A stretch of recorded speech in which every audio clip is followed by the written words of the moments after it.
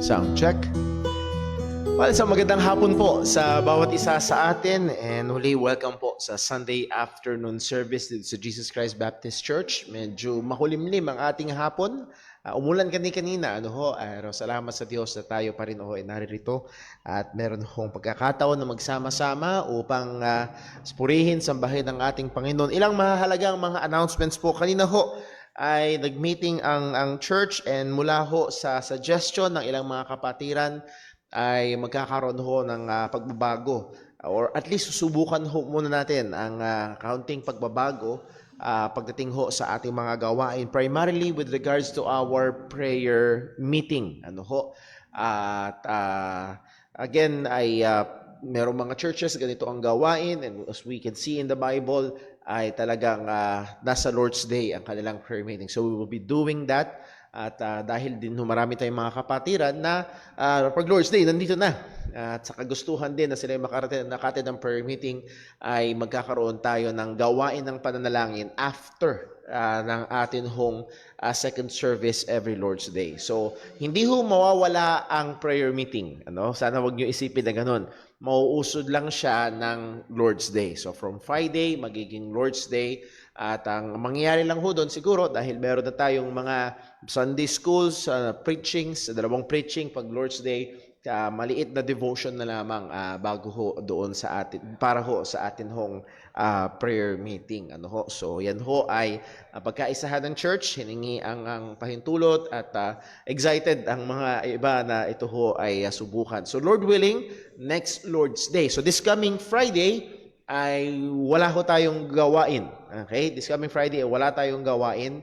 Pero sa next Sunday, Lord's Day, first Sunday ng September, ay magkakaroon tayo ng prayer meeting after ng second service. So yun ang ating gagawin. Meron tayong mga kapatiran, I know, na wala dito sa church. Wag kayong mag-alala. Yun ay i-online pa rin natin. So gagawa pa rin tayo ng Google Meet. So, kung kayo ay wala dito sa church, ay pwede pa rin kayong maki-join sa atin online via Google Meet para doon sa prayer meeting po na yun. Muli, ang magiging prayer meeting ng JCBC ay Sunday afternoon after ng second service.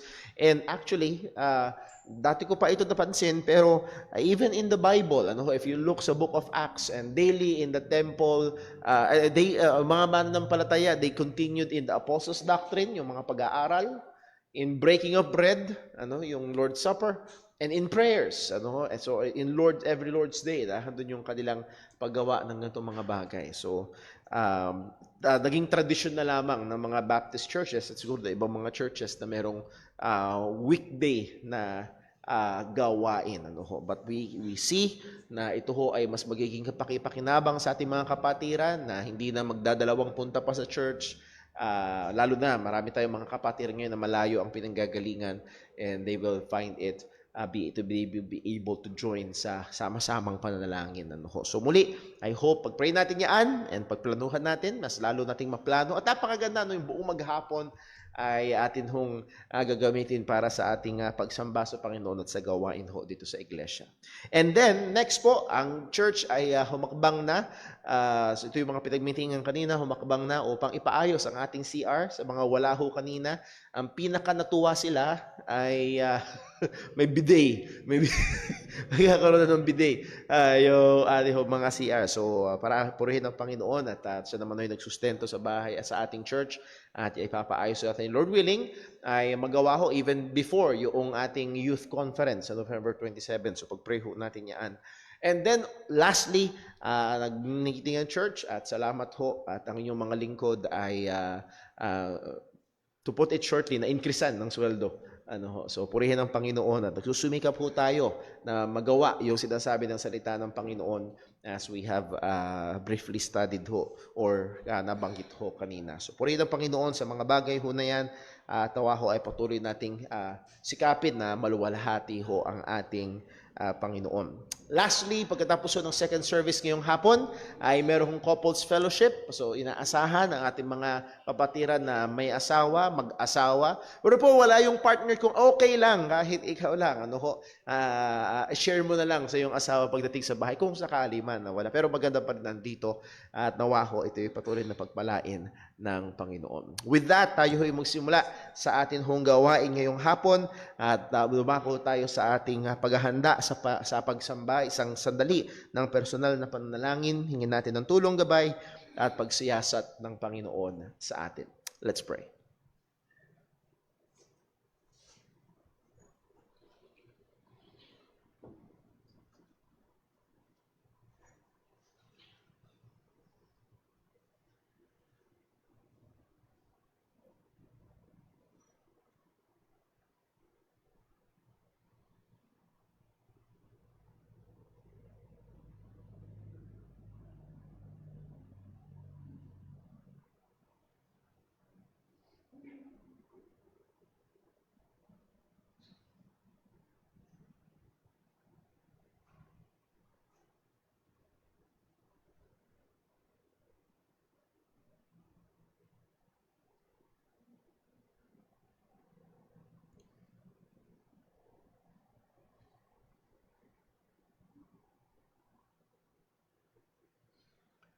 Let us pray.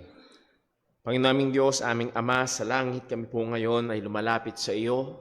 O Diyos, patuloy na nagpupuri, nagpapasalamat sa iyong katapatan, sa iyo, O Diyos, na patuloy na pagkakaloob ng aming mga pangangailangan. Pero lalo't higit, Panginoon, sa katotohanan na ibinigay mo ang iyong bugtong na anak upang sa amin ay magligtas. Salamat, O Diyos, as we have studied kaninang umaga, na sa aming Panginoong Hesukristo, sa pamamagitan niya, ang kamatayan ay ginapi na. At kami, Panginoon, ay may katiyakan ng buhay na walang hanggan at muling pagkabuhay. At nawa, O Diyos, ang mga katotohanan ito ay tunay nga na maging kalakasan namin. Kami man ay humarap sa mga pagsubok o sa mga pag-uusig na dala ng Ebanghelyo. Patuloy mo kaming tulungan, O Diyos, at awatin sa mga bagay sa mundong ito. At turuan mo kami na tumingin sa mga bagay sa itaas, kung saan hinihintay namin ang muling pagbabalik ng aming Panginoong Hesukristo. At Lord, habang hindi pa dumarating ang aming Panginoong Hesus, tulungan mo kami na tunay habang kami nagtitipon-tipon sa araw na iyong tinakda, na kami ay patuloy na makaluwalhati sa iyong pangalan. Tunay nga naman maialay namin ang aming mga sarili ngayon bilang haing buhay, banal at kalugod-lugod sa iyong harapan na siyang katampatan naming pagsamba. Ikaw lamang pong maluwalhati. Lahat ng ito'y dalangin namin sa ngalan ng aming Panginoong Hesukristo. Amen. Tayo po tayong lahat at tayo po umawit ng papuri sa Panginoon.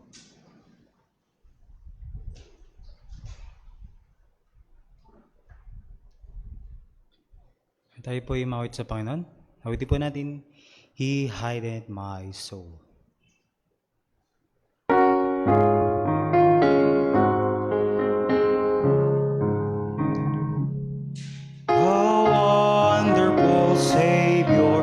Jesus, my Lord, a wonderful Savior to me.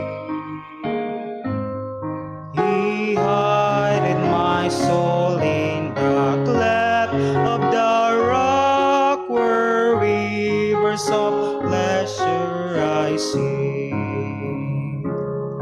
He hideth my soul in the cleft of the rock, the shadows of dry, thirsty land. He hideth my life in the depths of His love, and covers me there with His hand, and covers me there with His hand.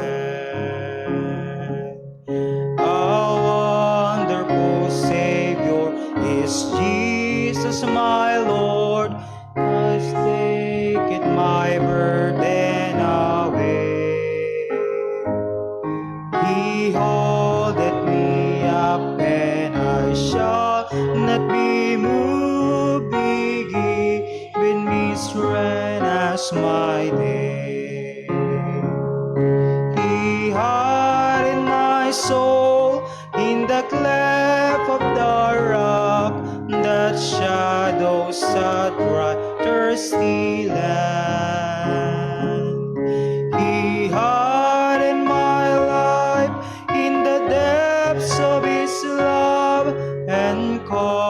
covers me there with his hand, and covers me there with his hand. With numberless blessing, each moment he crowns, and filled with his fullness divine. I sing in my rapture, oh glory to God, for such a Redeemer as mine. He hid my soul in the cleft of the rock, the shadows of dry, thirsty land.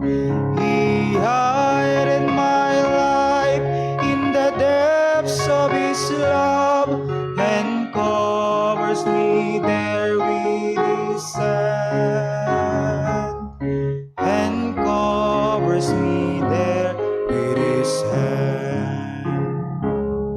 When clothed in his brightness, transported our eyes to meet him in clouds of the sky.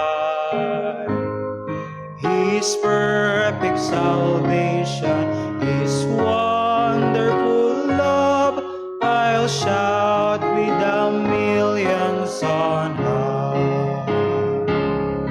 He hardened my soul in the cleft of the rock, that shadows a dry, thirsty land. He hardened my life in the depths of his love, and covers me there with his hand, and covers me there with his hand. Manatili po tayong nakatayo para po sa pagbasa ng salita ng Diyos.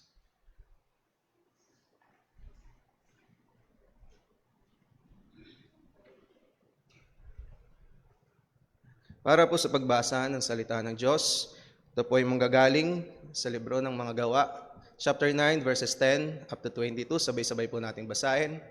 Verse 10, read. Noon ay may isang alagad sa Damasco na ang pangalan ay Ananias. Sinabi sa kanya ng Panginoon sa isang pangitain, Ananias, at sumagot siya, narito ako, Panginoon. Sinabi sa kanya ng Panginoon, tumindig ka at pumunta sa lansangang tinatawag na Tuwid. Ipagtanong mo sa bahay ni Judas ang isang lalaking taga-Tarso na may pangalang Saulo. Sa sandaling ito'y nananalangin siya. Nakita niya sa pangitain ng isang lalaki, ang pangalan ay Ananias. Pumapasok ito at ipinapatong ang mga kamay sa kanya upang muli siyang makakita. Ngunit sumagot si Ananias, Panginoon, marami na po ang nagbalita sa akin tungkol sa lalaking ito, kung gaano katindi ang kasamaang ginawa niya sa iyong mga hinirang na nasa Jerusalem. Mayroon siyang pahintulot mula sa mga punong pari na igapos ang lahat ng mga tumatawag sa iyong pangalan. Ngunit sinabi sa kanya ng Panginoon, humayo ka, sapagkat ang lalaking ito ay isang kasangkapang pinili ko upang dalhin ang aking pangahalan sa harapan ng mga hentil at ng mga hari at ng mga anak ni Israel. Ipapakita ko sa kanya kung gaano karaming bagay ang dapat niyang tiisin alang-alang sa aking pangalan. Kaya't umalis si Ananias at pumasok sa bahay. Ipinatong niya ang kanyang mga kamay kay Saulo at sinabi niya, Kapatid na Saulo, isinugo ako ng Panginoong Hesus na nagpakita sa iyo sa daan sa iyong pagpunta rito upang muli kang makakita at mapuspos ng banal na espiritu. Agad nalaglag mula sa mga mata ni Saulo ang bagay na parang mga kaliskis at muli siyang nakakita. Tumayo siya at binautismo. Pagkatapos niyang kumain ay nanumbalik ang kanyang lakas. Sa loob ng ilang araw ay kasama siya ng mga alagad na nasa Damasco. Agad ipinangaral ni Saulo sa mga sinagoga na si Jesus ang anak ng Diyos. Nagtaka ang lahat ng nakarinig sa kanya. Hindi ba ito ang lalaki na noong nasa Jerusalem ay pumuksa sa mga tumatawag sa pangalan ni Jesus? Tanong nila, hindi ba't naparito siya upang sila'y daling biyag sa harap ng mga punong pari? Ngunit lalo pang naging makapangyarihan sa pangangaral si Saulo at kanyang nilito ang mga Hudyo na naninirahan sa Damasco sa pagpapatunay na si Jesus ang Kristo. Purihin ng Panginoon sa pagkabasa ng kanyang mga salita. Maaari na po tayo magsiupo.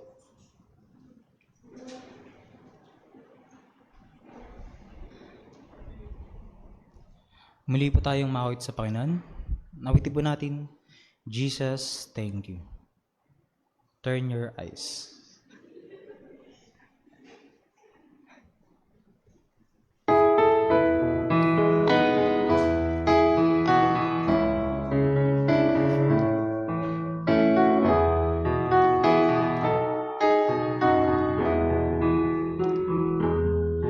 O soul, are you weary and troubled? No light in the darkness you see. There's a light for a look at the Savior, and life more abundant than free. Turn your eyes upon Jesus. Look full in His wonderful face, and the things of earth will grow strangely dim in the light of His glory and grace. Through death into life everlasting, we pass and we follow Him there. Over us sin no more hath dominion, for more than conquerors we are. Turn your eyes upon Jesus. Look full in His wonderful face, and the things of earth will grow strangely dim in the light of His glory and grace. His word shall not fail you, He promised. Believe Him and all will be well. Then go to a world that is dying, His perfect salvation to tell. Turn your eyes upon Jesus. Look full in His wonderful face, and the things of earth will grow strangely dim in the light of His glory and grace. Tayo po'y magsitang lahat para po sa ating pagkakaloob.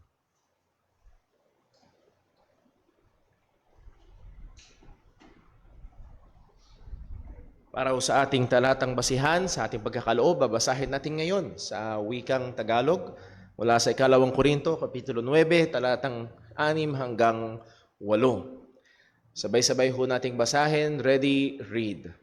At ito ang ibig kong sabihin, ang nagtatanim ng kaunti ay kaunti rin ang aanihin, at ang nagtatanim ng marami ay marami rin ang aanihin. Ang bawat isa ay magbigay ayon sa ipinasya ng kanyang puso, hindi nanghihinayang o napipilitan lamang, sapagkat iniibig ng Diyos ang mangsayang nagbibigay. Kaya kaya ng Diyos na pagkalooban kayo ng masaganang pagpapala sa lahat ng bagay, upang maging masagana kayo sa lahat ng uri ng mabuting gawa, habang pinupunan ang lahat ng inyong mga pangangailangan sa tuwina. Purihin ng Diyos sa pagkabasa ng kanyang mga salita. Tayo po ay manalangin. Panginoon naming Diyos, aming Ama sa langit, tunay nakakamangha ang iyong biyaya ng kaligtasan sa amin. At dagdag pa rito, Panginoon, nakakabangha ang katapatan ng iyong kamay na nagsusupply ng aming mga pangangailangan. At Panginoon, lahat kami ay makakapagpatotoo na hindi lamang kailangan, kundi, O Diyos, madalas higit pa sa aming kailangan ang iyong pinagkakaloob. At salamat, Panginoon, sapagkat mula sa mga kaloob mo na ito sa amin, nagpagbibigay mo ng lakas upang kami ay makapagtrabaho, upang magawa namin, O Diyos, ang mga kabuhayan na kung saan pinagkatiwala mo sa amin. O Diyos, mula dito ay maaari naming purihin at sambahin ang iyong pangalan. Nawa, Panginoon, sa pag-aalay na ito, tulungan mo po kami na magkaroon kami ng tamang puso. Kagaya ng nabasa namin sa iyong salita, ikaw ay nagmamahal sa mga nagbibigay ng may kasiyahan. Masumpungan mo nawa, O Diyos, ang kasiyahan namin sa pagluwalhati sa iyo. Masumpungan mo nawa, Panginoon, na handun ang kagalakan namin na nagbibigay papuri sa iyong pangalan, maging sa pamamagitan ng mga material na bagay na iyong pinagkaloob sa amin. Salamat sa pribilehiyong ito, Panginoon. At Panginoon, maging sa mga maiipon na salapi, nawa lahat ng ito'y patuloy na magamit ng may kawastuhan sa kapurihan ng iyong pangalan at sa kalalaganap pa ng Ebanghelyo. Patuloy mo kaming samahan sa buong gawain na ito ng aming pagsamba. Ikaw lamang po ang maitaas. Dalangin namin ito sa ngalan ng aming Panginoong Hesukristo. Amen.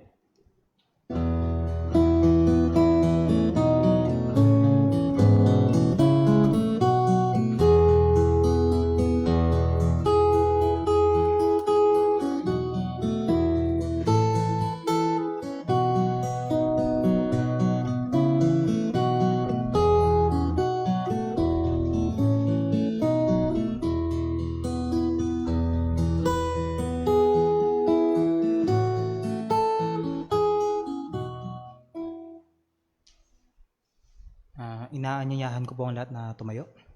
Tayo po yung muling mawit sa Panginoon. Awitin po natin, Jesus, thank you.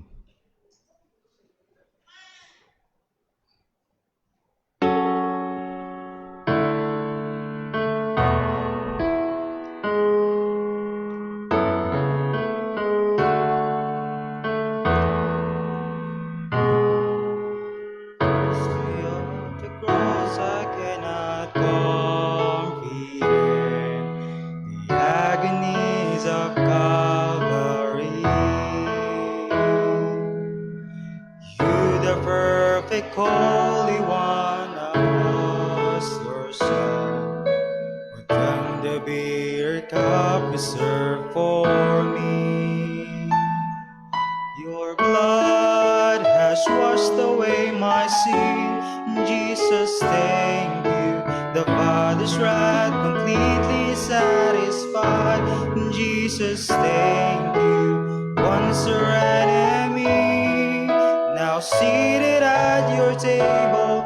Jesus, thank you.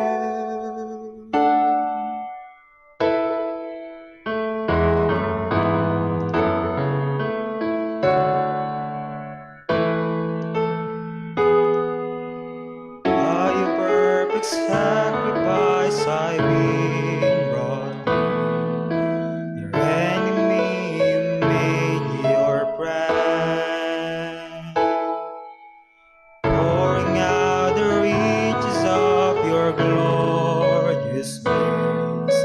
Your mercy and your kindness know no end.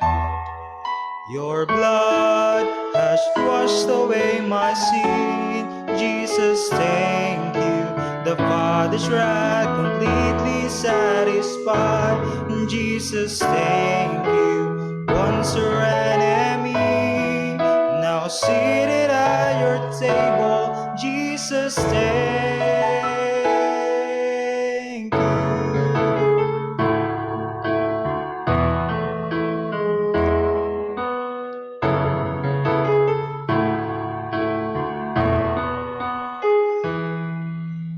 Lover of my soul, I want to live for you. Lover of my soul, I want to live for you. Your blood has washed away my sin. Jesus, thank you. The Father's wrath completely satisfied. Jesus, thank you. Your blood has washed away my sin. Jesus, thank you. The Father's wrath completely satisfied. Jesus, thank you. Once your enemy, now seated at your table. Jesus, thank you.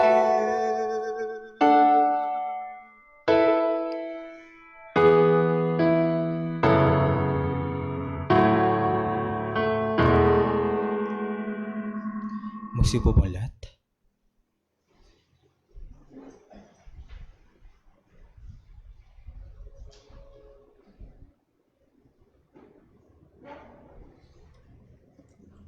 Amen. Purihin po ang Panginoon. Napakaganda po ng katotohanan na ang Panginoong Hesukristo ang siyang nagpahupa o pumayapa sa puot ng Diyos. Ngayon po ay tutungo tayo sa ating pag-aaral ng salita ng Diyos. Ayon po sa pag-aaral na isinagawa ng LPU or Lyceum of the Philippines University ng Laguna, Journal of Arts and Sciences, merong datos na galing sa World Prison Brief na noong taong 2017, ang bansang Pilipinas ay meron daw po tayong total na 178,661 na mga preso na nakakulong sa bilangguan. At mula doon sa total population na yon ng mga nakakulong sa bilangguan, merong 74.4% ng mga preso na nakalaya na at nakulong lang muli. 74.4%. Imagine, ganun kataas ang porsyento ng mga taong nakulong na dati, pinalaya, nakalaya, pero hindi sila nadala. Sila'y gumawa na naman ng kung anumang krimen pagkalabas nila at sila'y nakulong muli. Ibig sabihin nito ay walang tunay na pagbabago sa kanilang buhay pagkalabas nila ng bilangguan. At dito natin makikita ang pagkakaiba ng mga tunay na mananampalataya. Ang mga tunay na Kristiyano ay dating bilanggo ng kasalanan, alipin ng kasalanan, ngunit pinalaya tayo ni Kristo. Tayo'y pinalaya ng biyaya ng Diyos. At hindi tayo basta pinalaya lang. Nakatulad nitong nasa datos ng mga preso na dating nakabilanggo, hindi tayo basta pinalaya lamang sa pagiging alipin ng kasalanan. Hindi tayo hinahayaan ng Diyos na bumalik tayo doon sa pagkakabilanggo natin sa kasalanan dahil babaguhin at patuloy na binabago ng Diyos ang buhay ng mga tunay na mananampalataya. At yan po ang makikita natin sa ating patuloy na pag-aaral sa buhay ni Apostol Pablo. Nung siya pa, si Saulo, kung saan kinatagpo ng Diyos itong si Saulo. Siya'y kinahabagan at niligtas ng Panginoon at hindi iyon doon natapos. Siya'y binago, pinagkalooban ng Diyos ng binagong buhay at patuloy na babaguhin pa ng Panginoon. Ang magiging mensahe po natin ngayong hapong ito, o yung punto ng ating mensahe, na dahil sa biyaya ng Diyos, siya'y nagliligtas ng mga makasalanang tulad natin na hindi karapat-dapat sa kanyang awa at binabago niya ang kanilang mga buhay upang makapagbigay ng kapurihan sa kanya. Tayo po muna ay sumaglit na manalangin at humingi ng paggabay sa Panginoon. O Diyos naming dakila, aming Ama na makapangyarihan sa lahat, Lord, salamat po. Salamat po sa dakilang katotohanan na alam po namin na kami naligtas dahil sa pag-ibig mo't habag. O Diyos, salamat dahil yung puot ng Diyos na dapat ay para sa amin, ito ay pinayapa ng aming Panginoong Jesucristo doon sa krus. Lord, salamat po sa dakilang biyayang ito. At nawa, Panginoon, kami po humihingi ng paggabay sa iyo. Sa aming pag-aaral ng iyong mga salita, pangunahan mo po kami nawa. Gabayan mo, Panginoon, ang bawat isa po sa amin, maging ang iyong lingkod sa amin, sa pangangaral ng iyong mga salita. O Diyos, gamitin mo po nawa ang Ebanghelyo upang lalong palakasin ang iyong mga mananampalataya at gamitin mo ang Ebanghelyo upang ang mga taong wala pa sa iyo ay makilala ang aming Panginoong Jesucristo. Purihin ka, Panginoon, maluwalhati ka. Ito po ang aming samot dalangin sa matamis at makapangyarihang pangalan ng aming Panginoong Jesucristo. Amen at amen. Muli, ang ating mensahe ngayong hapong ito ay dahil sa biyaya ng Diyos, siya'y nagliligtas ng mga makasalanang tulad natin na hindi kailanman karapat-dapat sa kanyang awa at binabago niya ang kanilang mga buhay upang makapagbigay ng kapurihan sa kanya. Ito po'y napakalinaw ng mga katotohanan na ang Diyos ay nagliligtas at ang Diyos ay nagbabago ng buhay. Napakalinaw ng mga katotohanan ito. Ibig sabihin yan ay meron tayong pag-asa na maging ang pinakamasamang tao man ay kayang iligtas ng Diyos. At kaya ring baguhin ng Diyos maging yung buhay ng tao na yon. Na magmula doon, maaari sa pinakamasamang mga bagay na kanyang ginagawa sa kanyang buhay, kaya siyang baguhin ng Panginoon. Tingnan mo natin, ito yung kalagayan natin. From Ephesians chapter 2 verses 1 to 5. Ephesians chapter 2 verses 1 to 5. Ang sabi po ng salita ng Diyos, and you, pertaining sa mga mananampalataya doon sa Epeso, had He quickened, who were dead in trespasses and sins.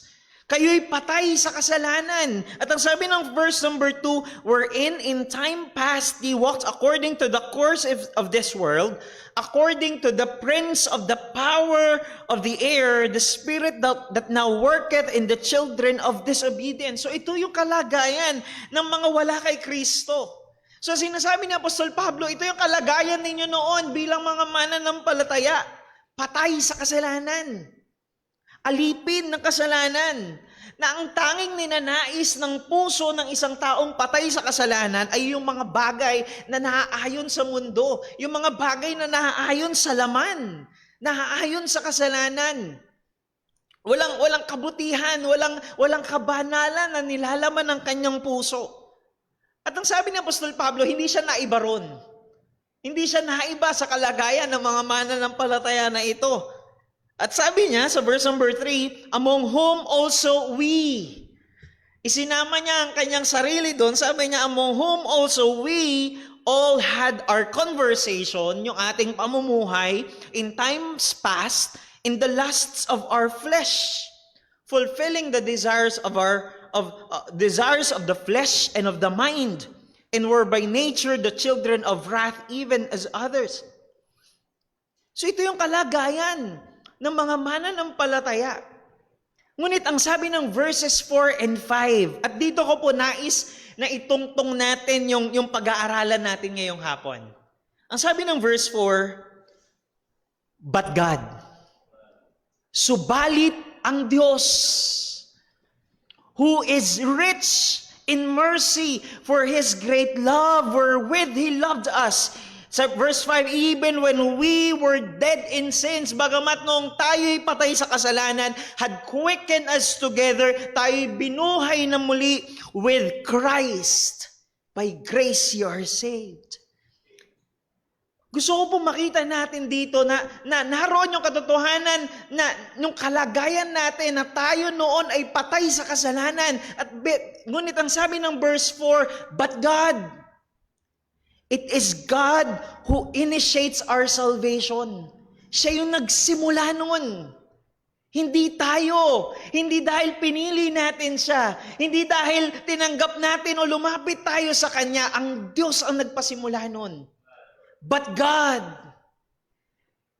Hindi, but we.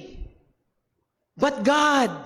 It is God who initiates our salvation. At hindi lamang po yun.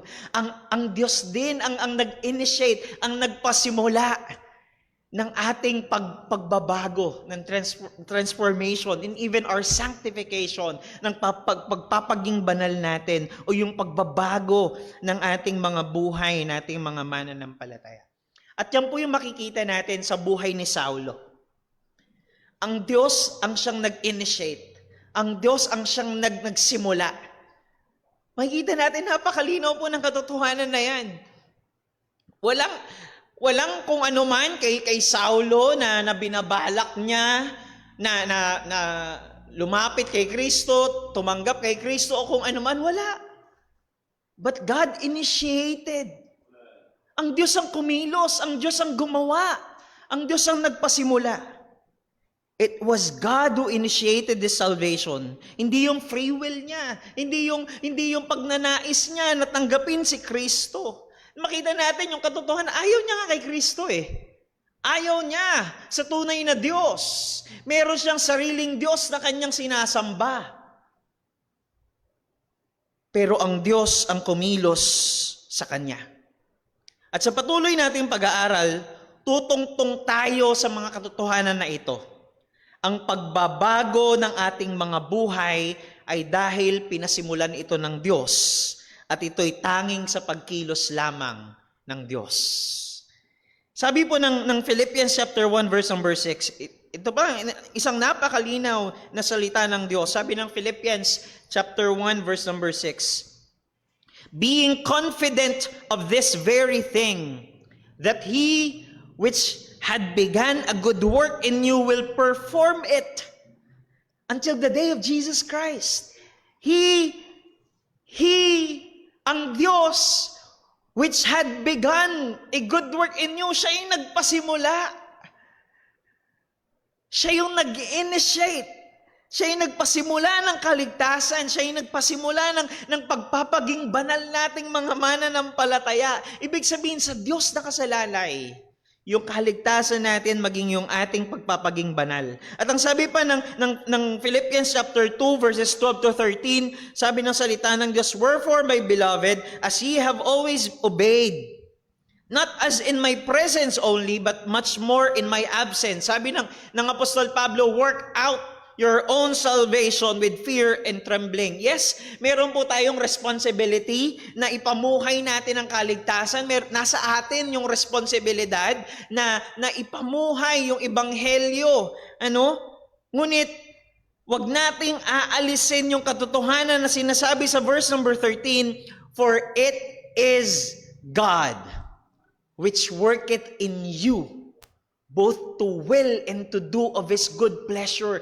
Ang Diyos ang siyang kumikilos, maging doon sa pagnanais na gawin yung bagay na mabuti at para sa Panginoon. And even kung yung paggawa natin, yung pagkilos natin, yung pagsasabuhay natin, lahat ng yan ay dahil sa pagkilos, paggawa ng Panginoon sa atin.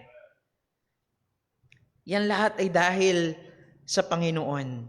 Ibig sabihin po mga kapatid, yung pagbabago ng buhay, yung kabanalan, yung paglakad sa katuwiran, hindi po natin to kaya kung tayo nakaasa sa ating mga sarili.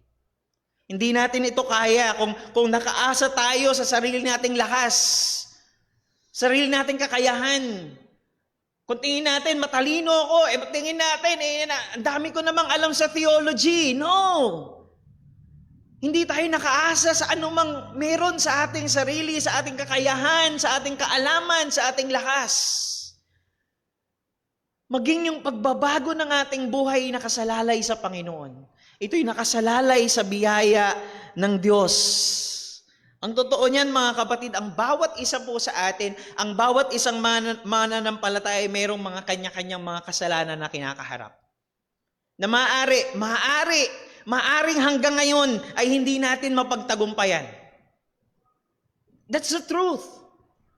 Ang bawat isa sa atin, meron tayong kinakaharap na kasalanan na maaring hanggang ngayon hindi mo pa mapagtagumpayan.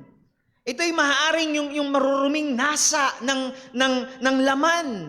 O maaaring yung maling pag-handle natin ng mga bagay na ipinagkatiwala sa atin ng Diyos. O maaari ito yung mga maling pag-manage natin ng ating oras. O maaari na ito yung kahinaan natin sa pag-handle ng ating mga emosyon. Na maaaring hanggang ngayon, madali tayong madala ng ating emosyon, madali tayong magalit, napakaikli ng ating pasensya. Yung pagre-rebelde natin o hindi pagsunod sa magulang. O yung maaari, sa mga magulang, yung hindi maayos na hindi natin maayos na napangungunahan ng ating mga anak, na dalhin sila sa pag-ibig ng Diyos. Ang lahat ng ito at marami pang iba. Lahat ng ito hindi po natin kaya kung tayo iaasa sa ating mga sarili. Kailangan natin ng biyaya ng Diyos. Kailangan natin ng kapangyarihan ng Diyos upang makalakad tayo, upang mapagtagumpayan ang mga bagay na ito. Upang makalakad tayo sa kabanalan at sa katuwiran. Kaya nga po, napakaganda nung halimbawa na nangyari kay Saulo o kay Apostol Pablo. Sabi ng verse number 10 ng Acts chapter 9, puntahan po natin yung ating talata. Balikan lang natin. Ito yung nakaraang pag-aaral natin sa verses 10 to 11. And there was a certain disciple at Damascus named Ananias, and to him said the Lord in a vision, Ananias, and he said, Behold, I am here, Lord. And the Lord said unto him, Arise and go into the street which is called Straight, and inquire in the house of Judas for one called Saul of Tarsus, for behold, he prayeth. So yung unang bagay na makikita po natin dyan na pagbabago ng Diyos sa buhay ni Saulo ay walang iba kundi yung life of prayer, yung buhay ng pananalangin. For behold, he prayeth. Siya'y nananalangin. Ang sabi ng Panginoon, Ananias, pag nakita mo si Saul of Tarsus, siya'y nananalangin. Tandaan po natin na ang panalangin ay pagpapakita natin ang ating pagdepende sa Diyos. Magkaiba po kasi yung nananalangin lang tayo dahil meron tayong gustong hingin sa Diyos. At iba naman yung kaysa nananalangin tayo dahil alam nating nakadepende tayo sa Diyos sa lahat ng bagay. Yung nananalangin lang dahil meron siyang gustong hingin sa Diyos, yun yung mga taong nabubuhay na sa kanyang pag-aakala, yung ibang bagay na hindi niya hinihingi, kaya niya. At itong mga bagay na hindi niya kaya at wala siya, ito yung mga hihingin niya lang sa Panginoon.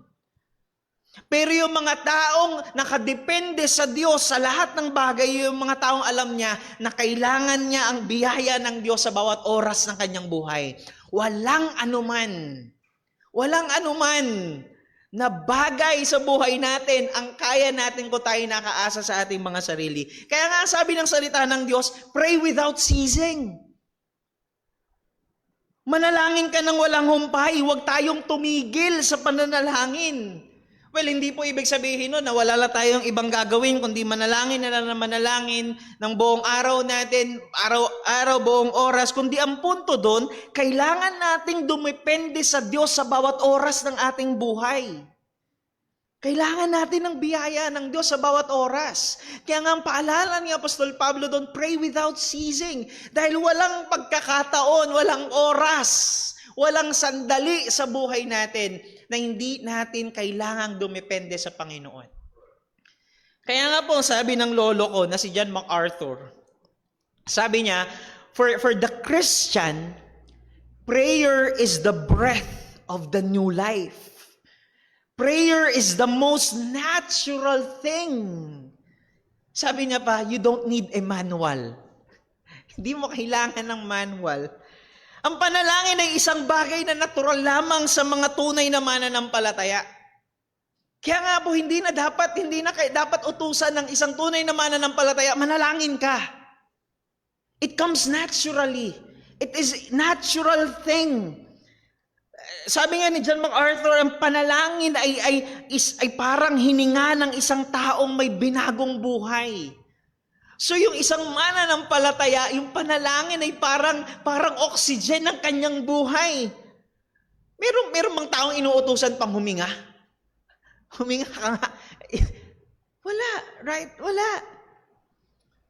Pray without ceasing. Parang breathe without ceasing. Huminga ka nang wag kang titigil. Dahil ang isang tao habang nabubuhay ay humihinga at hindi siya tumitigil sa paghinga dahil once na tumigil siya,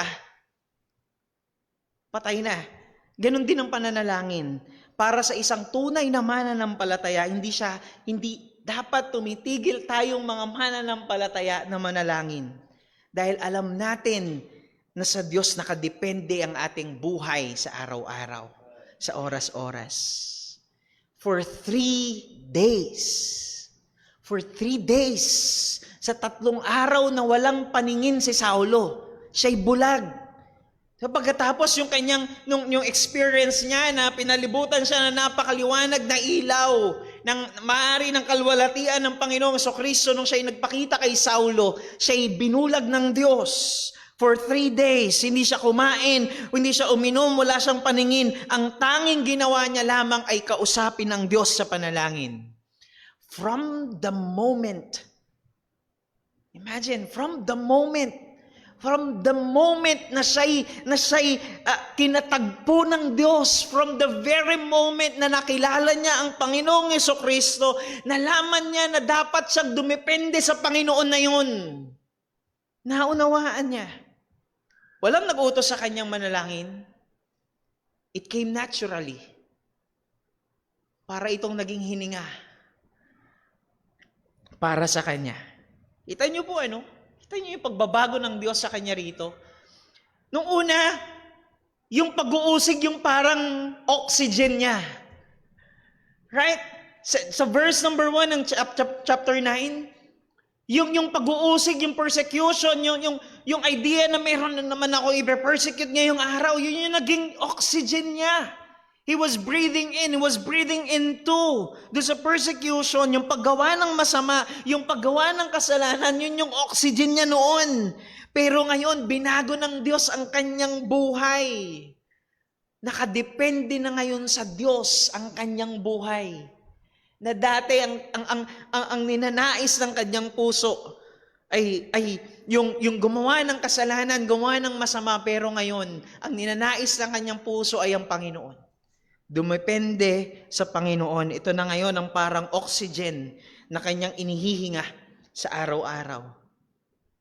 Napakadakila ng biyaya ng Panginoon. Siya'y nagbabago ng buhay. Imagine, mula doon sa ganoong kalagayan, ay binago ng Diyos ang kanyang puso.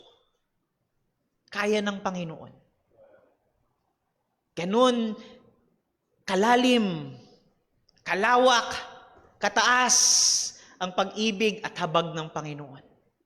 Nababaguhin niya ang buhay ng kanyang mga mananampalataya. Patuloy tayo, sabi ng verse number 10 to verse number 12, dito natin nakita, na ito yung pagkakataon na ang Panginoon ay nagpakita sa isang pangitain kay Ananias at nagbigay siya ng specific instructions. So verses 10 to 12, and there was a certain disciple at Damascus named Ananias, and to him said the Lord in a vision, Ananias, and he said, Behold, I am here, Lord. And the Lord said unto him, Arise, tumayo ka, and go into the street which is called Straight, and inquire in the house of Judas for one called Saul, for Tarsus For behold, he prayeth, and had seen a vision, a man named Ananias coming in and putting his hand on him that he might receive his sight.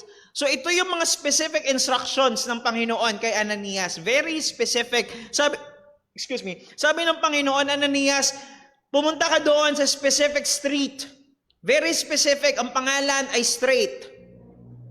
At doon sa street na yon, na ang pangalan ay Straight, meron doon specific na bahay na pupuntahan ka. Yun yung bahay ni Judas, bahay ni Judas.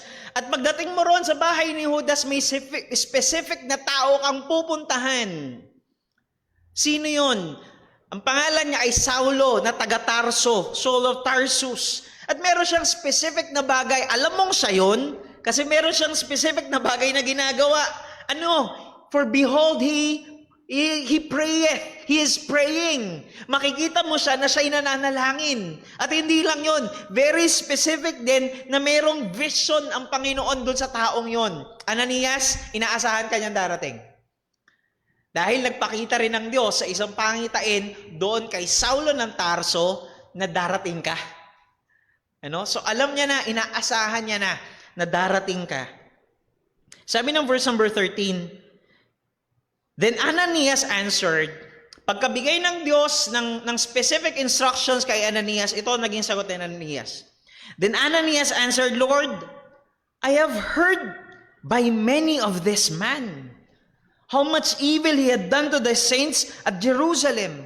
And here he had authority from the chief priests to bind all that call on thy name. So ang sinasabi dito na Ananias, Lord, kilala ko yung tao na yan eh. Nabalitaan ko na, kilala yan ng maraming tao na napakaraming masasamang mga bagay na ginawa niyan.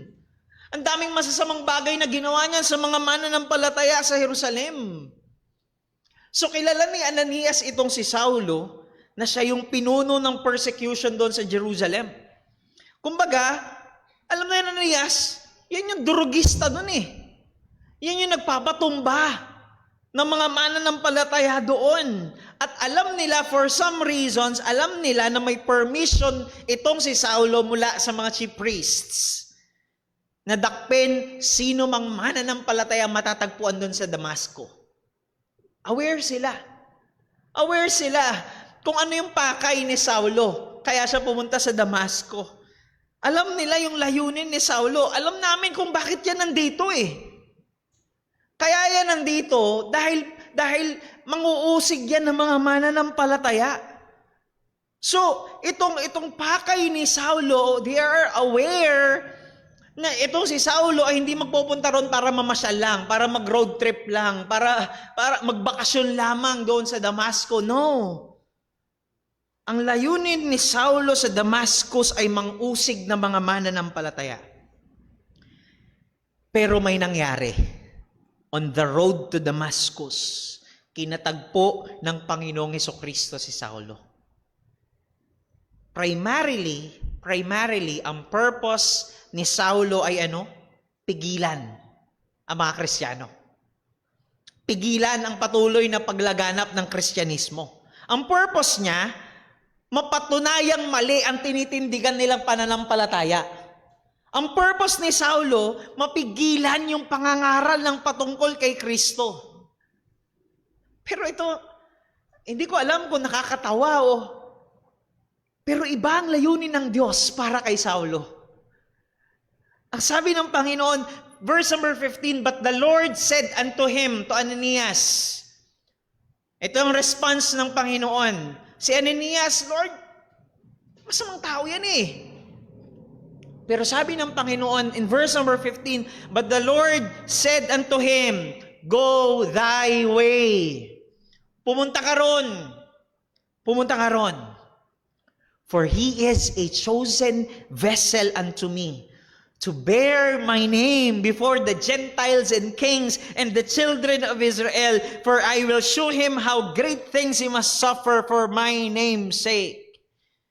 Hindi lamang po binigyan ng bagong buhay ng Diyos si Saulo. Yun yung buhay na nakadepende sa Panginoon.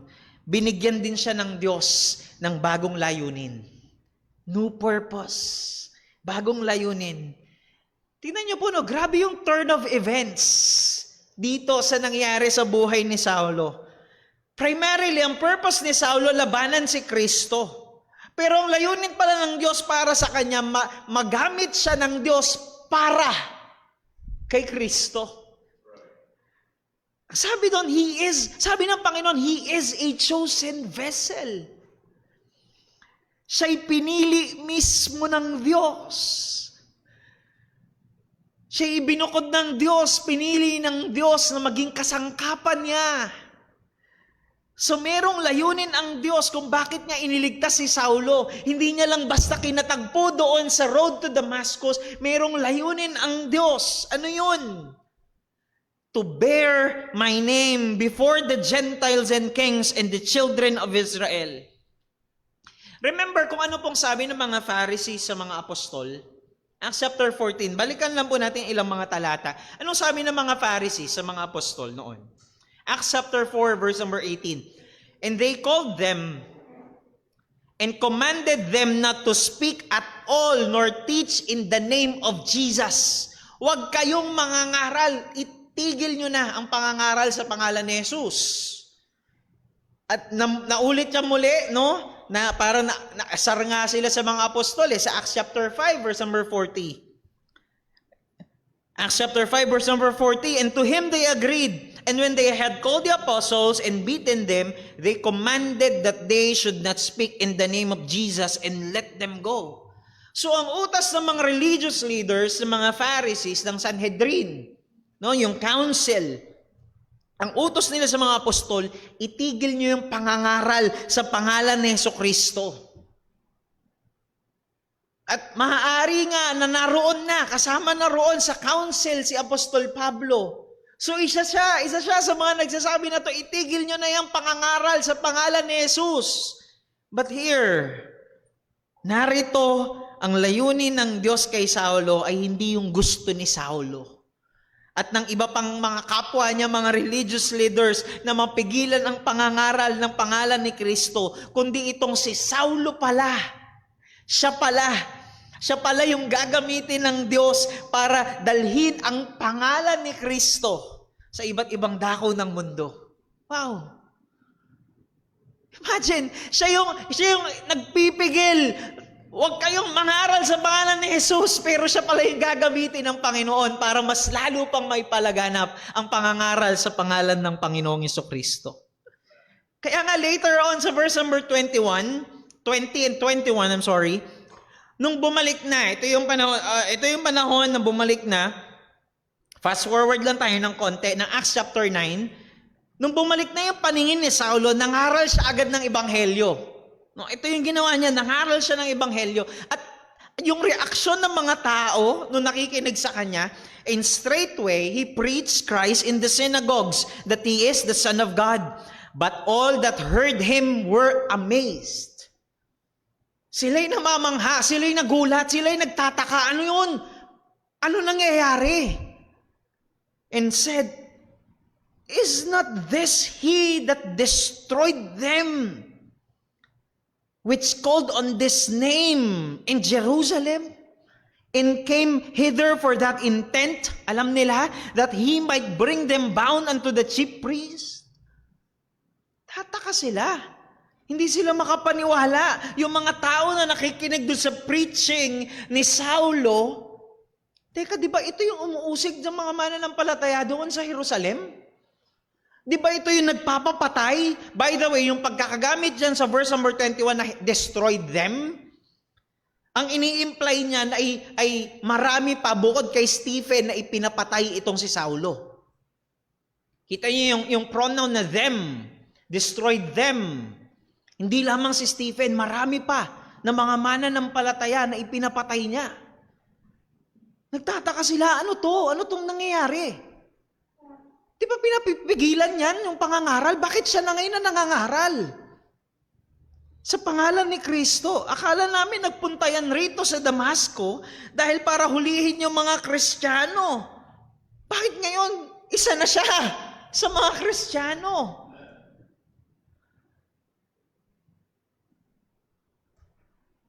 Dakila ang biyaya ng Diyos. At sabi ng Panginoon, Going back dun sa verse, ang layunin ng Diyos ay hindi lamang maipalaganap ang pangangaral ng pangalan ni Kristo sa iba't ibang dako ng mundo. Ang sabi ng Panginoon, "For I will show him how great things he must suffer for my name's sake." The predator becomes the prey. The hunter becomes the hunted. The persecutor becomes the persecuted. Yun yung layunin pala ng Diyos para sa kanya. Kumbaga si Saulo noon, siya yung hari ng kagubatan, siya yung leon na hari ng kagubatan, siya yung kinakatakutan. Pero ang layunin pala ng Diyos para sa kanya, hindi maging hari ng kagubatan, kundi makaranas ng mga pagdurusa, alang-alang sa pangalan ni Kristo. Alang-alang sa pangalan ni Kristo. At yung mga sufferings na yan actually later in life ay binahagi ni Apostol Pablo sa 2 Corinthians chapter 11 verses 23 to 28. Hayaan niyo po na basahin ko ito doon sa Tagalog version, ano? Sila ba'y mga lingkod ni Kristo? Lalo na ako, na mas maraming pagod sa pagtatrabaho at inisa-isa niya yung kanyang mga paghihirap, mga sufferings na naranasan. Mas maraming ulit na nabilanggo. Hindi mabilang kung ilang ulit nang nabugbog. Paulit-ulit na nabingit sa kamatayan. Para na akong baliw sa pagsasalita ng ganito. 5 ulit akong nakatanggap na, sa mga Hudyo ng 40 hagupit na binawasan ng isa, yung 39 lashes. 5 beses siyang nakaranas. 3 ulit akong hinampas ng pamalo. Minsan ako'y pinagbabato. 3 ulit na akong nakaranas ng pagkawasak ng barkong sinasakyan. 1 araw at 1 gabi akong nasa gitna ng dagat. Madalas akong naglalakbay. Nasoong ako sa panganib sa mga ilog, panganib sa mga tulisan, panganib sa aking mga kababayan, panganib sa mga hentil, panganib sa lungsod, panganib sa ilang, panganib sa dagat, panganib sa kamay ng mga huwad na kapatid. Nagtiis ako ng hirap at pagod. Madalas na walang tulog, naranasan kong magutom at mauhaw, madalas na walang makain, giniginaw at hubad. Bukod sa iba pang mga bagay, araw-araw ko pang pinapasan ang mga alalahanin para sa iglesia. Ito yung layunin ng Panginoon para sa kanya. Hindi yung kanyang naunang layunin na siya ang magpahirap para sa mga mananampalataya. Ang layunin pala ng Diyos para sa kanya ay maranasan ang mga pagdurusa at mga paghihirap na ito alang-alang sa pangalan ni Kristo. Para kay Kristo. Ito yung mga bagay na naranasan niya. And remember, isang Pharisee itong si Saulo. Siya isang Pariseo. And in that time, hindi ka maaaring basta maging Pharisee kung hindi ka nasa elite. Kung hindi ka nasa, kumbaga sa antas ng lipunan, wala ka doon sa taas. Hindi ka maaari na maging Pharisee kung naroon ka sa baba ng antas ng lipunan. Kaya nga totoo yung sinasabi ni Apostol Pablo sa Philippians na naranasan niya parehas sa maging sagana, maging mayaman o maging mahirap. Parehas niyang naranasan. Dahil sa hierarchy nga ng society, ng lipunan, nandoon sila sa taas. Na nasa maganda, nasa masaganang buhay yung kalagayan nito ni Saulo noon. At higit sa malamang, hindi niya kailanman pinangarap na o nilayod na maranasan yung lahat ng yun. Na sinabi niya rito sa 2 Corinthians, hindi niya kailanman pinangarap yun. Pero yung mga pansariling layunin niya ay hindi pala yun ang kalooban ng Diyos para sa kanya. Ang layunin ng Diyos ay magamit siya bilang isang kasangkapan ng Ebanghelyo para at sa gitna nun, sa gitna ng ginagamit siya ng Diyos na maging kasangkapan ng Ebanghelyo, sa gitna ng lahat ng yon ay maranasan niyang marami at matitindi at mabibigat na mga pagdurusa alang-alang sa pangalan ni Kristo. Mga kapatid, merong layunin ang Diyos kung bakit niya iniligtas si Saulo. At hindi po tayo naiiba sa Kanya. Nais ko pong paalalahanan ng bawat isa sa atin na merong layunin ang Diyos kung bakit niya iniligtas ang bawat isa sa atin. Hindi tayo basta iniligtas lang ng Diyos, tapos yun na yun. Hindi po. Iniligtas tayo ng Diyos una sa lahat upang tayo'y makapagbigay ng kapurihan sa Kanya. Yung ating pagsamba, yung ating pag-awit sa Panginoon, yung ating buhay na ating iniaalay sa Panginoon. Yan ang ating layunin kung bakit niya tayo iniligtas.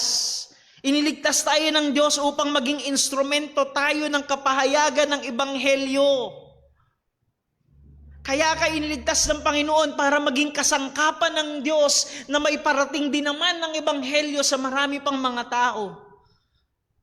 Maaari na kaya ka inilagay ng Diyos kung nasaan ka man ngayon ay para maiparating ang Ebanghelyo sa mga taong napapaligiran mo.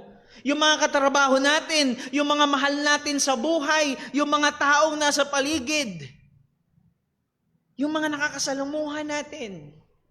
Maaring yan ang layunin ng Panginoon na magamit tayo ng Diyos na sila ay makarinig ng Ebanghelyo. Well, hindi ko sinasabi na nagulatin mo sila at gamitin mo yung shotgun approach, ano? Pero manalangin tayo na bigyan tayo ng Diyos ng pagkakataon na nabuksan ng Diyos ang pintuan na maibahagi natin sa kanilang Ebanghelyo. Maibahagi natin sa kanilang Ebanghelyo. At hindi lamang yon, iniligtas tayo ng Diyos upang makita si Kristo sa ating mga buhay.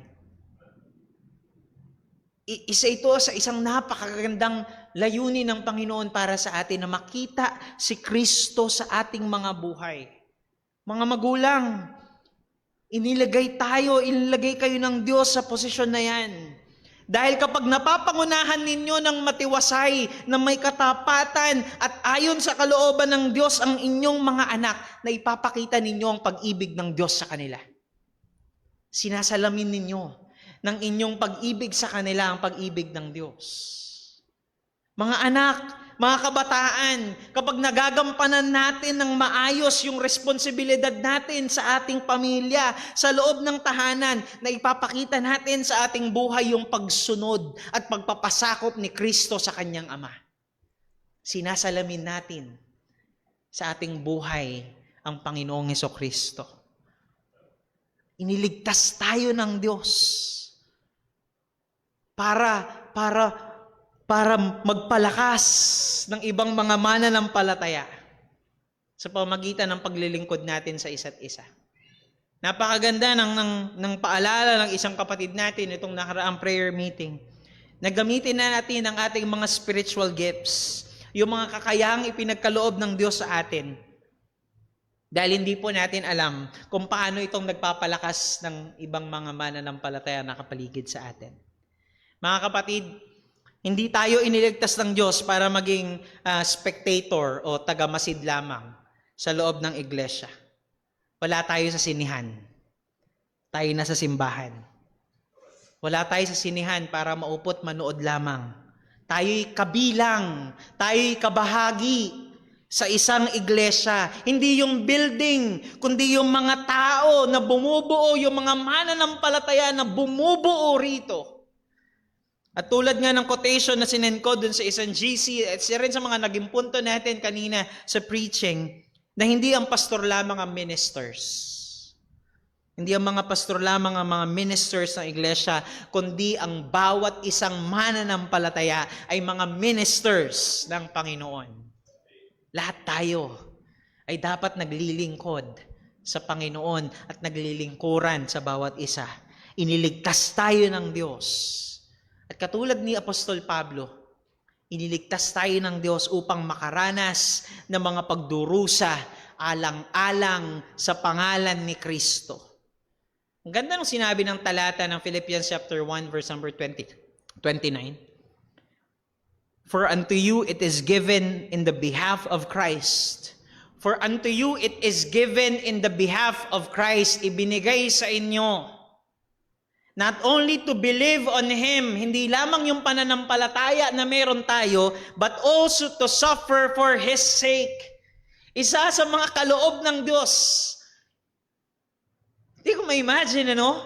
Ito'y kaloob ng Diyos. Hindi lamang yung pananampalataya, kundi maging yung mga sufferings na ating kakaharapin sa buhay nating mga mananampalataya. Hindi ko po sinasabi na gayahin natin yung story ng mga Christian martyrs throughout the history.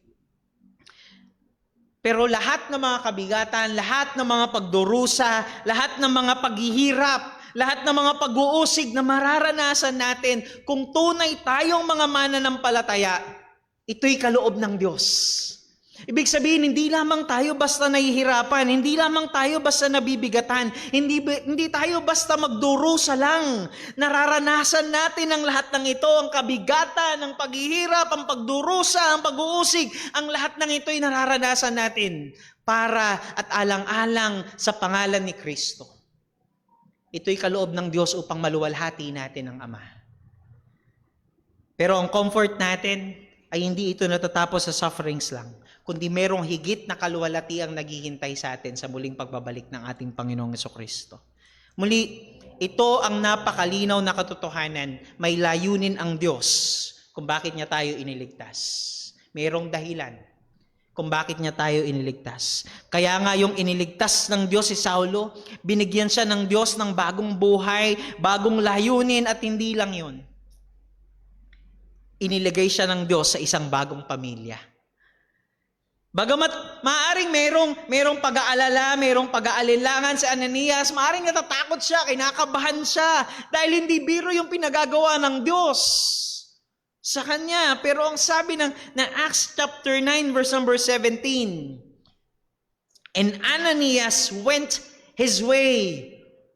Pumaroon siya, nagtungo siya roon, and entered into the house. Sinunod pa rin ni Ananias ang pinag-uutos ng Diyos. Bagamat maaari may pag-aalinlangan, merong pag-aalala, merong takot maaari sa kanyang puso, sa kanyang isip. Pero nagtungo siya doon. At ang sabi, and putting his hands on him, said, Brother Saul, Brother Saul.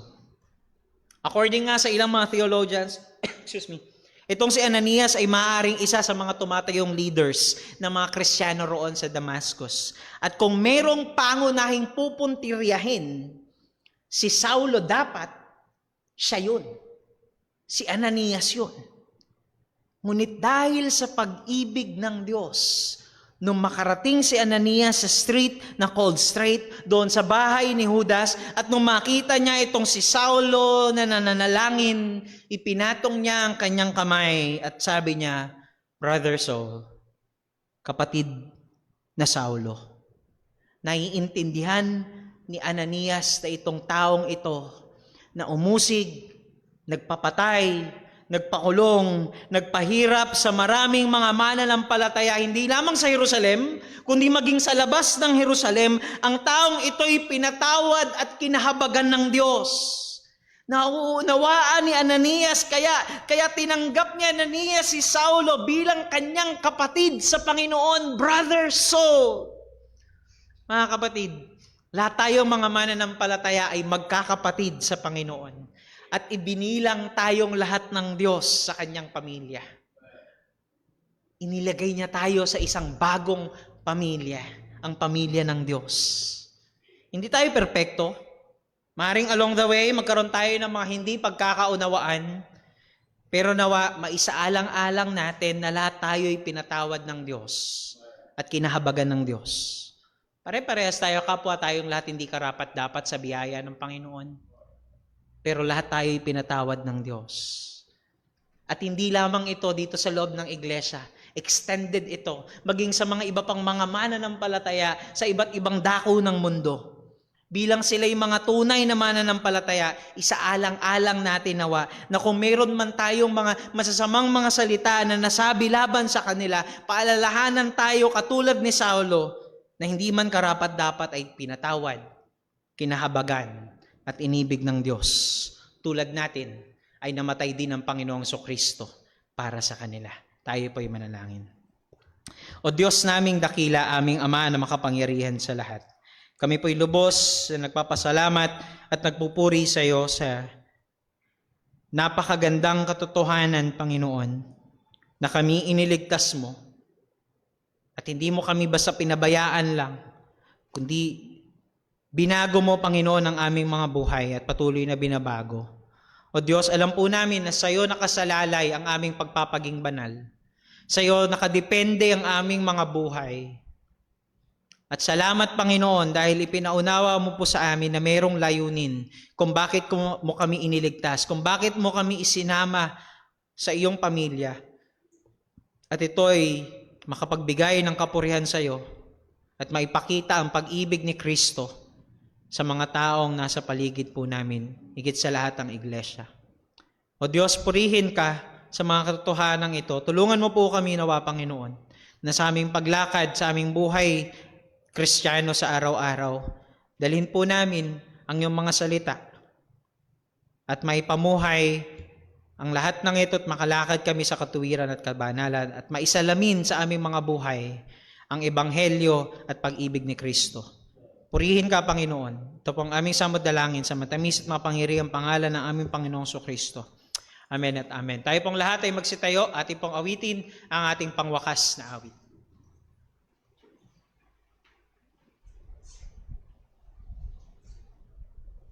Tayo po'y mawit sa Panginoon. Awitin po natin, Great is thy faithfulness.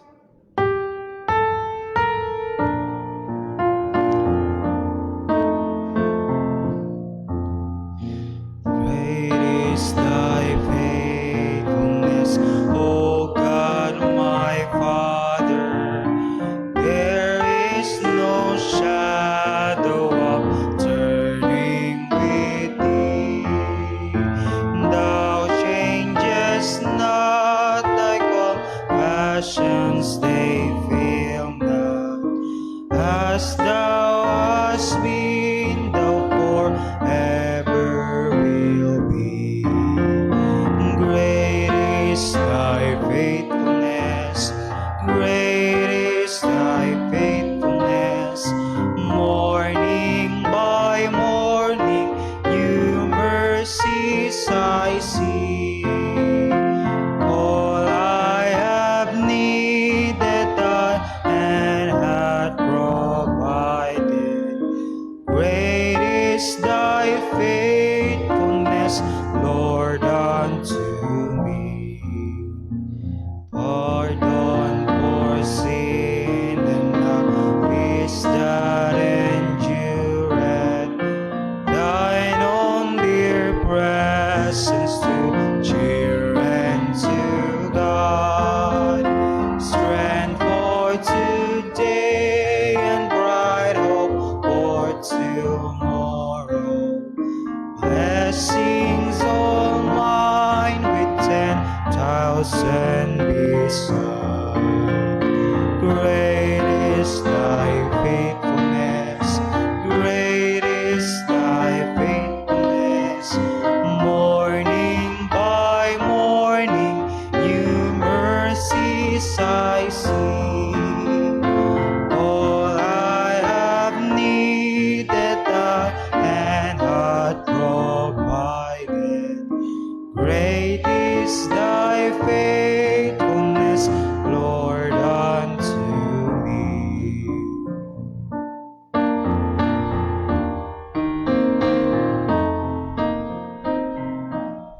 Purihin po ang pangalan ng Panginoon.